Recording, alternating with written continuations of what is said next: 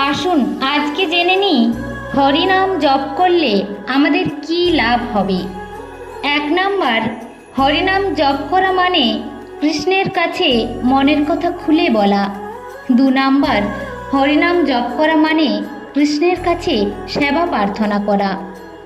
3 number, হরিনাম জপ করা মানে শ্রীকৃষ্ণ সাক্ষাৎ আপনার সম্মুখে উপস্থিত আছে এমনটি অনুভব করা। 4 নাম্বার, হরিনাম জপ করা মানে ভগবান কৃষ্ণ আপনার জিহাই শব্দরূপে নৃত্য করছে এমনটি অনুভব করা। 5 নাম্বার, হরিনাম জপ করা মানে জন্ম মৃত্যু জরা ব্যাধি ও ত্রিতাপ ক্লেশ থেকে মুক্ত হয়ে যাওয়ার পন্থা অবলম্বন করা। 6 নাম্বার, হরিনাম জপ করা মানে এই জড় ব্রহ্মাণ্ড ভেদ করে গোলক বৃন্দাবনে প্রবেশ করা। লক্ষ্যহীরা বাইজি হরিনাম জপ করে উদ্ধার হন।